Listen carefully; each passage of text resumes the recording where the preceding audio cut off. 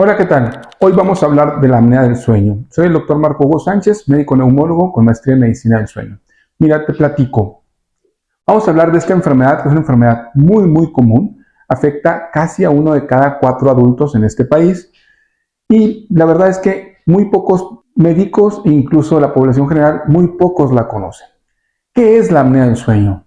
Mira, la apnea del sueño es una obstrucción recurrente de la faringe, de la garganta, como lo decimos continuamente, se está cerrando en forma repetida. Cada vez que se cierra por más de 10 segundos y esto sucede mientras dormimos. Es decir, cuando nos dormimos, los músculos de la garganta se relajan y se obstruye por completo y por tanto no puede entrar el aire. Por eso es apnea obstructiva del sueño. Desde el consenso del 2021 se llama apnea del sueño. ¿Qué va a pasar con esto? Va a tener dos repercusiones muy importantes, a nivel de cerebro y a nivel de corazón. A nivel de cerebro lo que va a hacer es que cada vez que el cerebro detecta de que no está llegando la cantidad suficiente de aire, vamos a tener despertares continuos, microdespertares. En el término de medicina del sueño le llamamos arousals. Esto va a hacer que nunca lleguemos a un sueño profundo suficiente ni al sueño REM, el de movimientos oculares rápidos, que es donde se procesa todo lo mental durante el día. Eso es una situación que va a hacer que durante el día traigamos mucho sueño y que nuestro funcionamiento cognitivo cerebral, la memoria, el cálculo matemático, ya no sea tan eficiente como lo era antes. Incluso llega a ser sumamente ineficiente.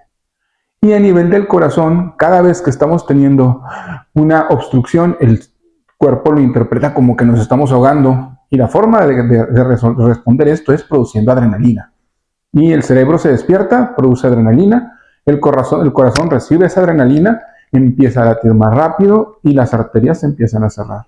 Esta combinación de oxígeno bajo, adrenalina y vasoespasmo va a producir a fin de cuentas que suba la presión y sobre todo que aumente el riesgo cardiovascular. Tenemos más riesgo de tener infartos al corazón, infartos del cerebro, tromboembolia pulmonar y en general un aumento significativo de la muerte por esta causa. Por eso es tan importante conocer esta enfermedad. ¿Por qué alguien padece apnea del sueño? Definitivamente la primera causa es la obesidad. Y en este momento vivimos una pandemia de obesidad. ¿Por qué? Porque entre más grasa tengamos acumulada en el cuello, más fácil es que se cierre la garganta. Segundo, hay factores anatómicos que por sí mismos van a predisponer a tener apnea del sueño. Uno de esos es que la mandíbula esté más corta, se llama micrognatia, o que esté hacia afuera, o en los niños que tengan anginas grandes o adenoides grandes. Esas son causas muy comunes de apnea del sueño. Y lo otro es que los músculos de la garganta, de la faringe, se vayan haciendo más débiles. Y eso nos va pasando a todos conforme vamos envejeciendo. Por eso, a medida que avanzamos en la edad, vamos teniendo mayor cantidad de pacientes con apnea del sueño. ¿Cómo sospechar si tienes apnea del sueño? ¿Cuáles son los síntomas? 3 preguntas esenciales. Con esas 3 preguntas vas a diagnosticar casi la mayoría de los pacientes. Número 1, ¿usted ronca? El ronquido es raro que no esté presente en la apnea del sueño. Más del 90% de los pacientes con apnea van a tener ronquido. Y el volumen cuenta. Entre más estruendoso es el ronquido, más probable es que tengas apnea del sueño. ¿Cómo saber si el ronquido es fuerte o no es fuerte? Hay forma de preguntarlo. El cuestionario de Berlín te da una pauta. Preguntas, ¿usted ronca al mismo volumen de cómo habla? ¿Menos fuerte de cómo habla? ¿Más fuerte de cómo habla? ¿O es realmente estruendoso? Habitualmente la esposa, el esposo o el familiar que convive con ellos te la va a poder aclarar puntualmente. Segunda pregunta, ¿ha notado que deja de respirar mientras ronca o mientras duerme? Las pausas respiratorias son condición sine qua non de la enfermedad llamada apnea del sueño. Es decir, si la esposa te dice, yo noto que ronca, hace una pausa y luego tiene un estremecimiento. Eso te va a orientar a que tiene apnea del sueño. Es muy, muy probable, ¿sí? Incluso te dicen, lo tengo que mover porque me asusta, porque no respira. La familiar, el estar acompañado de un familiar, sobre todo de la pareja, es esencial para el interrogatorio de apnea del sueño.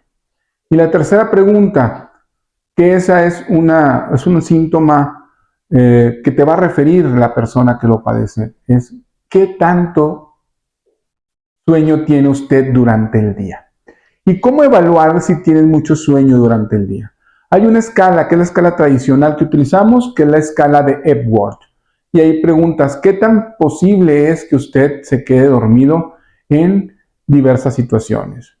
Sentado después de haber comido, leyendo un libro o revista, en un lugar público, manejando. Bueno, la escala tiene 8 ítems que debemos de revisar cuando estamos en la consulta en una forma muy concreta.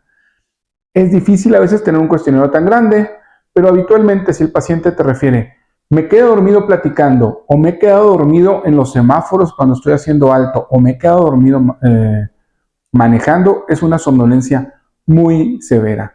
O cuando la persona dice, es que me siento mal porque me estoy quedando dormido en todos lados, es un síntoma claro de que esa somnolencia le está afectando. Si tú tienes estos 3 componentes o 2 de estos 3 componentes, seguramente tu paciente o tú tienes apnea del sueño.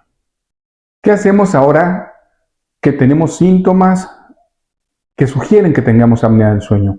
Bueno, pues ahora hay que confirmar el diagnóstico.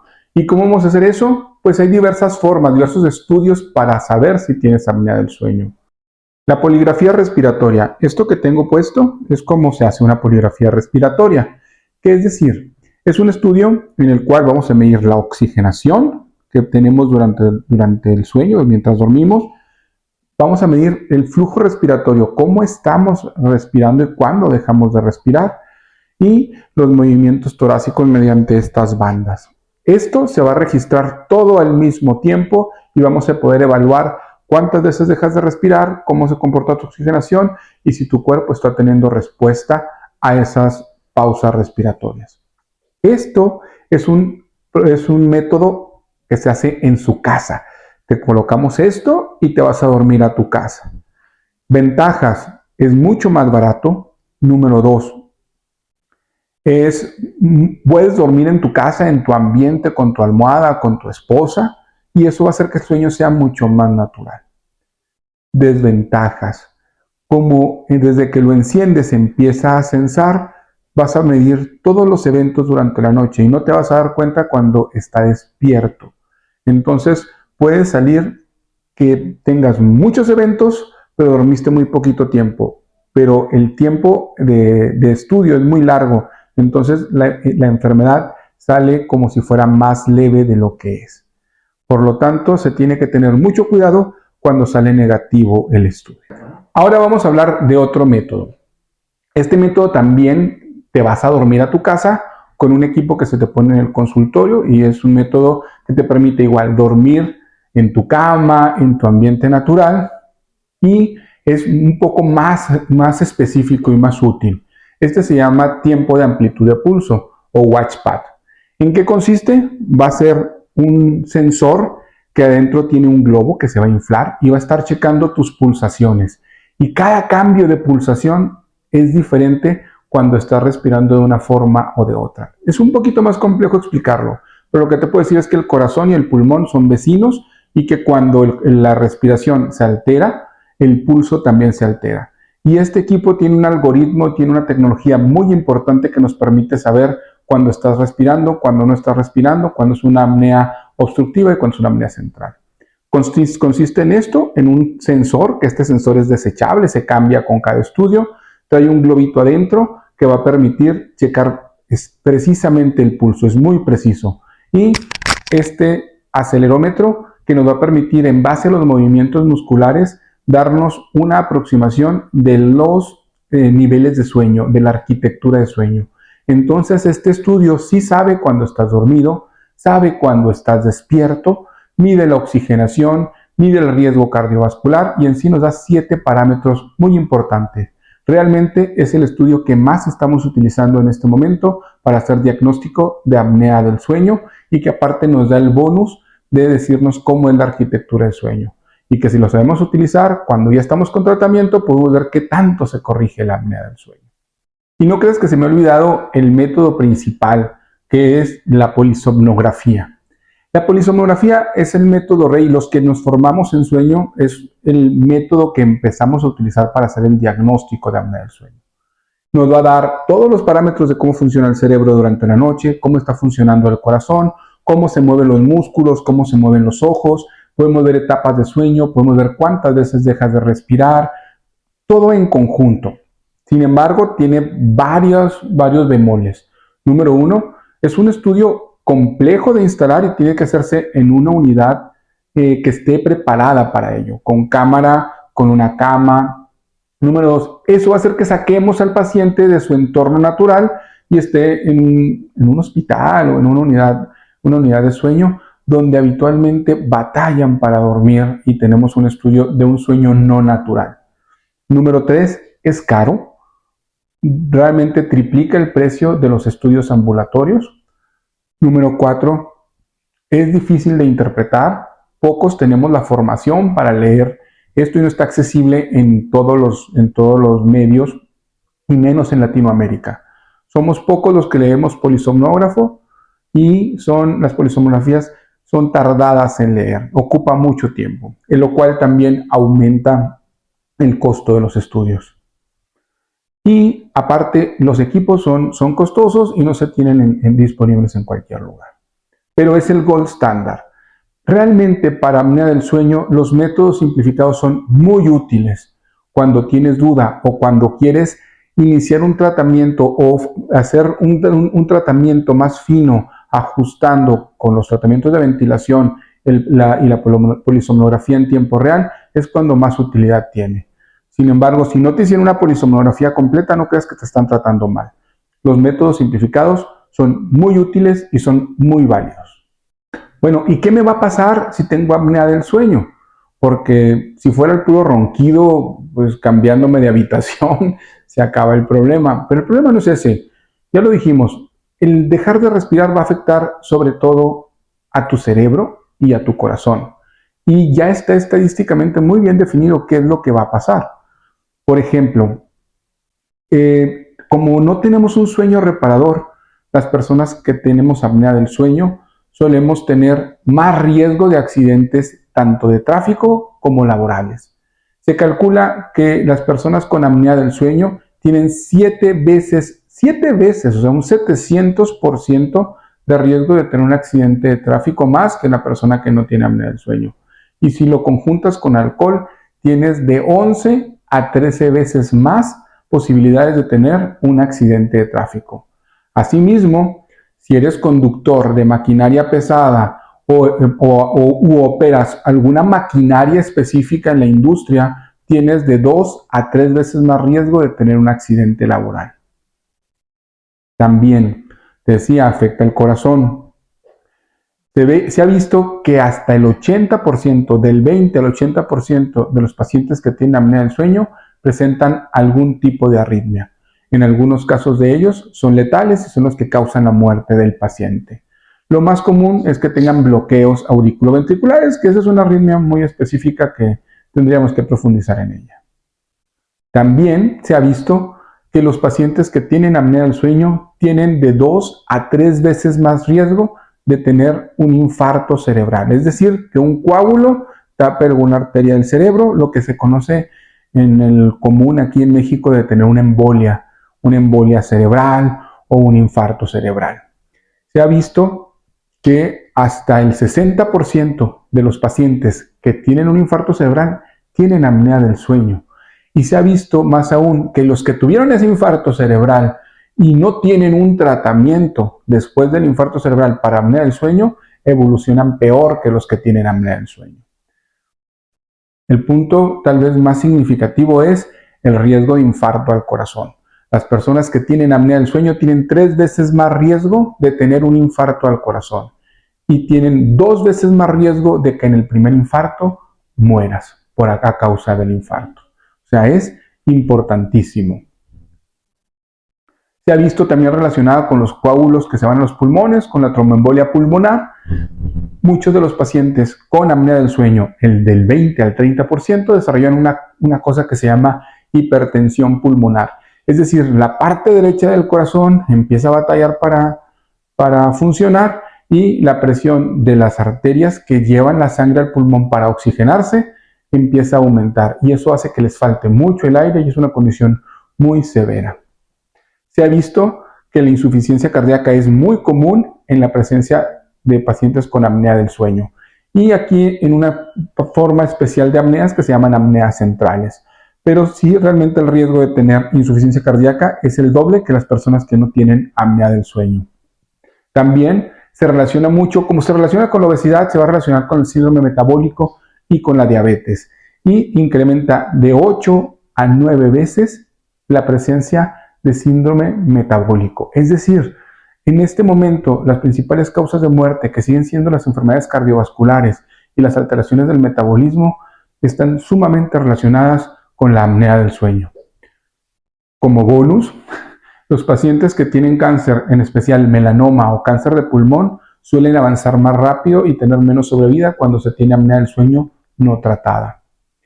Y algo que a mí me ha impactado mucho, hasta el 50% de los pacientes que tienen Alzheimer tienen apnea del sueño.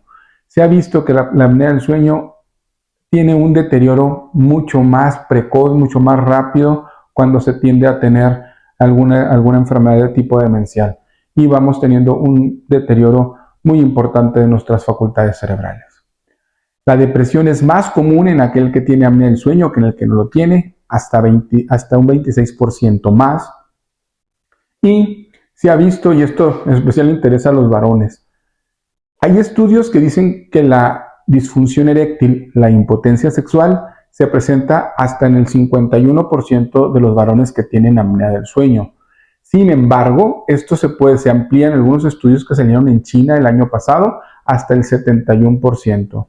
Es decir, es una causa muy importante de disfunción eréctil que habitualmente no se habla o no se atiende por vergüenza. En este momento nosotros estamos haciendo un estudio sobre disfunción conyugal, o sea, disfunción matrimonial en pacientes con apnea del sueño. Creo que los resultados, cuando los tengamos, van a ser muy interesantes. Ahora vamos a platicar de qué tan frecuente es la apnea del sueño y preguntaremos si es una enfermedad nueva o por qué antes no habíamos hablado de esto. Finalmente, es una enfermedad que es muy poco conocida, muy poco diagnosticada, aunque es una enfermedad que tiene la historia de la humanidad. La verdad, como dijimos, es una enfermedad que está ligada a la obesidad. Por eso ahora es más frecuente que antaño. Antaño se preocupaban mucho por la desnutrición. De hecho, el Instituto Nacional de la Nutrición se enfocó en un inicio a tratar la desnutrición en niños, porque los niños no comían y eran muy delgados. Actualmente nuestro problema es el contrario, es la obesidad. Muchos tenemos sobrepeso y obesidad.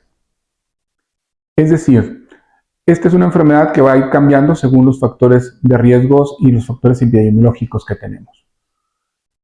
Los primeros casos se diagnosticaron en un general romano llamado Plinio hace ya 2000 años, que era una persona obesa que roncaba y se quedaba sin respirar mientras ronca. No es hasta el siglo XIX cuando Charles Dickens, en los documentos póstumos del Club de Pickwick, habla de un personaje llamado Joe que se quedaba sin respirar y se quedaba dormido mientras veía a las parejas en el parque. Y le llamaron síndrome de Pickwick. No teníamos cómo diagnosticarlo, no existían poligrafías, no existían polisomnografías. ¿Qué pasó? Cuando empezamos a ver que a mediados del siglo XX empieza a aumentar la obesidad, empezamos a ver que esta enfermedad tiene mucha importancia. En esta parte, el doctor Guillemont y el doctor Young empiezan a hacer muchos estudios sobre esta enfermedad y empezamos a encontrar que es muy importante, que afecta a mucha gente y empezamos a hacer estudios muy grandes como los polisomnógrafos. Ahora los diagnósticos se pueden hacer mucho más frecuentes. Antes se creía que era nada más el 2% de la población. Ahora los estudios, tanto en Estados Unidos como aquí en México, como en España y como en China y en India, dan una prevalencia aproximada del 22 al 25% de los adultos. Es decir, 1 de cada 4 o 1 de cada 5 adultos tiene apnea del sueño. Por eso es una enfermedad que tiene un impacto enorme en nuestra sociedad. Ahora vamos a hablar del tratamiento. Ya vimos ahorita en el segmento anterior que es una enfermedad que tiene mucho impacto en la salud, que tiene mucho impacto con enfermedades graves, que incluso podemos morir a causa de esta enfermedad. Bueno, lo primero que tenemos que hacer es mejorar o tratar de evitar las causas que producen la enfermedad, sobre todo la obesidad. El bajar de peso hasta 30% de lo que tenemos disminuye mucho la cantidad de apneas, la severidad de la apnea. Me dirán, oiga doctor, pero usted también está gordito. Sí lo sé, pero en mi defensa he bajado 30 kilos en los últimos años. Entonces vamos a seguir trabajando para mejorar eso. Número 2, evitar los factores que desencadenan el tener más apneas, entre ellos tabaco, alcohol y uso de medicamentos sedantes para dormir. Si quitamos esos 3 y bajamos de peso, vamos a ayudar mucho al tratamiento de la enfermedad. Ese es el paso número 1. ¿Qué marcan las guías de manejo de la apnea del sueño? Si tienes apnea del sueño y dejas de respirar más de 5 a 15 veces durante el sueño y tienes síntomas, entonces hay que iniciar con un equipo que se llama CPAP o equipo de ventilación no invasiva. Aquí en la descripción hay más videos míos donde explico cómo funciona el CPAP y cómo funciona el BiPAP. En general es una mascarilla que te va a inyectar aire y va a evitar que se colapse tu vía aérea y permitir que el aire entre hasta el fondo del pulmón. Si no tienes síntomas, si estás entre 5 y 15, tu médico debe tomar la decisión de o darte o no darte el tratamiento. Pero si tienes síntomas, tiene que iniciarte el tratamiento. Si tienes más de 15 apneas, a todos la indicación de inicio es iniciar con un CPAP, con una ventilación invasiva, CPAP o BiPAP. ¿Es la única alternativa? Bueno, no es la única, no es el único manejo, es el primer manejo que se tiene que dar. Existen otras alternativas como la cirugía de vía aérea superior, pero no es una cirugía sencilla, la tiene que hacer un experto y que tenga un diagnóstico sumamente preciso y que tenga los medios para hacerlo. La verdad, en la mayoría de los lugares no se hace en forma correcta porque primero tendrías que hacer una endoscopía, ver cómo está la faringe, se llama DICE, y hacer una planeación específica. O sea, no hay una sola cirugía para la apnea, hay muchas cirugías que se tienen que planificar por un experto. Si te conoces un experto o en tu ciudad hay un experto en cirugía, lo puedes contactar y ellos te ayudarán y te dirán qué tan buen pronóstico o qué tan mal pronóstico tienes para curarte con la apnea del sueño. El CPAP tiene un 80% de aceptación y el 90-95% de los que usan CPAP controlan la enfermedad. La cirugía tiene sus indicaciones muy específicas. Existen otras alternativas como las guardas, que es poner algo que te ayude a adelantar la mandíbula para que tu lengua no caiga y no obstruya tu vía respiratoria. También se tiene que hacer por alguien que tenga formación en sueño, que sea un odontólogo que sepa perfectamente el hacer y el calibrar las guardas. Sin embargo, cuando colocas una guarda, la tienes que calibrar con un polisomnógrafo y ver cuándo sí desaparecen las apneas. Es un trabajo conjunto y se tiene que hacer en un lugar que se tenga la experiencia y que se tenga la infraestructura para hacerlo. Sin embargo, no es barato y también es complicado. Y número 3, ¿qué viene? Viene ahora un tratamiento que se llama implante hipogloso. ¿Qué es eso? Es un generador de electricidad que va a subir un cablecito hasta los músculos del cuello y los va a estar estimulando durante la noche, de tal forma de que estén contraídos, no se colapsen ni permiten la entrada de la vía del aire a la vía respiratoria. Es un tratamiento muy innovador, sigue siendo muy caro, en este momento no está disponible en México y Latinoamérica, sin embargo en algunos años va a ser un tratamiento que se va a estar ofertando y que va a ser una realidad en las personas que estamos buscando formarnos en ello. Bueno, y ya para concluir después de tanta información, la apnea del sueño es una enfermedad muy común, casi 1 de cada 4 pacientes adultos y en niños también es bastante frecuente. Número 2, es una enfermedad que condiciona otras enfermedades severas, principalmente accidentes, infartos al corazón, infartos al cerebro, depresión, ansiedad, Alzheimer y disfunción eréctil. Número 3. El diagnóstico es sencillo, es accesible para la mayoría de las personas y es domiciliario. Número 4. El tratamiento es muy efectivo y también es sencillo. De hecho, está disponible en muchos de los sistemas de salud. Número 5. Es una enfermedad tratable y las complicaciones son prevenibles. Hay que acercarnos a alguien que lo sepa manejar bien para que tengamos una mejoría y evitar todas estas complicaciones de las que estuvimos hablando. Y recuerda, los neumólogos estamos para saber.